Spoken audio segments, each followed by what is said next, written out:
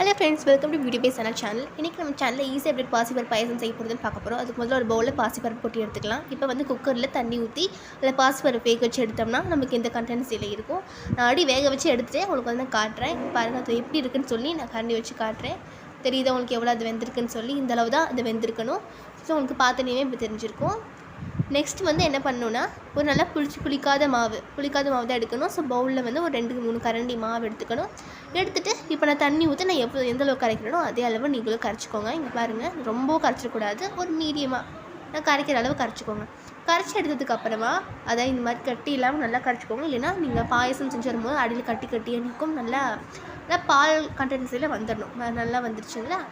அது இப்போ வந்து இதை வந்து நம்ம வேக வச்சு எடுத்த பாசிப்பருப்பில் ஊற்றி நல்லா மிக்ஸ் பண்ணணும். இப்போ பாருங்கள், நமக்கு அந்த பாயசம் கண்டென்ஸ் வந்துருச்சு.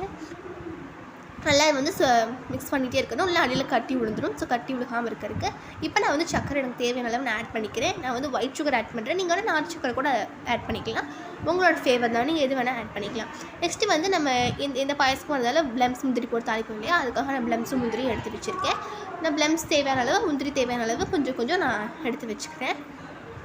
இடையில நம்ம பாயசத்தை கலரிக்கிட்டே இருக்கணும். அடியில் வந்து கட்டி ஆயிரும். அப்புறம் நமக்கு குடிக்கும் போது அது ஒரு கட்டியான ஸ்மெல் மாதிரி நமக்கு தெரியும். மாவு ஊற்றிருக்கோம் இல்லையா? அதனால் கலரி விட்டுக்கிட்டே இருக்கணும். இப்போ ப்ளம்ஸும் முந்திரி நான் எடுத்து வச்சுருக்கேன். மறுபடியும் இடையில நம்மளோட பாயசத்தை கலரி விட்டே இருங்க. ஆனால் அதுதான் நமக்கு நல்லது. பாருங்கள், நல்லா கொதிச்சு வரது உங்களுக்கு தெரியும். இப்போ அதில் வந்து கொஞ்சம் உப்பு ஆட் பண்ணிக்கணும். ஏன்னா டேஸ்ட் எடுத்து கொடுக்கறதுக்காக. எல்லா இதுலேயும் நம்ம புளிக்குழம்புல உப்பு ஆட் பண்ணுவோம் இல்லையா? அது மாதிரி கொஞ்சம் உப்பு ஆட் பண்ணால் கொஞ்சம் டேஸ்ட் எடுத்துரும். இப்போ ஒரு சட்டி அடுப்பை வச்சு கேஸ் ஆன் பண்ணிவிட்டு எங்கள் வீட்டில் யாருக்கும் நெய் ஊற்றுக்காது அப்படிங்கிறதால நான் கோகோனட் ஆயிலில் வந்து ஃப்ரை பண்ணிக்கலாம் அப்படின்னு நினச்சேன். நீங்கள் வந்து நெய் ஊற்றி கூட நீங்கள் ஃப்ரை பண்ணால் இன்னும் மனமாக இருக்கும். எங்கள் வீட்டில் யாருக்கும் நெய் ஊற்றுக்காது, அதனால் நான் வந்து கோகோனட் ஆயில் யூஸ் பண்ணுறேன். இப்போ ப்ளம்ஸும் முந்திரியும் நான் அதில் போட்டுட்டு நல்லா ஒரு ப்ரௌனிஷ் ஆகிற வரைக்கும் ஃப்ரை பண்ணிக்கோங்க. அதோட பதம் உங்களுக்கு தெரியும் இல்லையா? நல்லா ப்ரௌனிஷ் ஆகிற வரைக்கும் கொஞ்சம் நல்லா லிட்டலாக ஃப்ரை பண்ணிக்கோங்க. நல்லா ஃப்ரை பண்ணுங்கள்.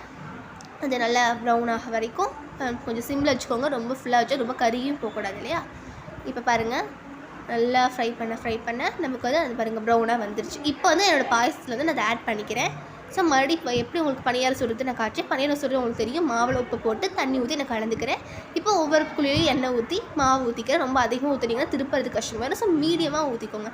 ஊற்றிட்டு நம்ம திருப்பி போடும்போது பாருங்கள் உங்களுக்கு இந்தளவு ப்ரௌனிஷாக வரும். ஸோ உங்களுக்கு பணியாரம் பார்த்தாலும் தெரியும் நல்லா வெந்துருச்சு அப்படின்னு சொல்லி.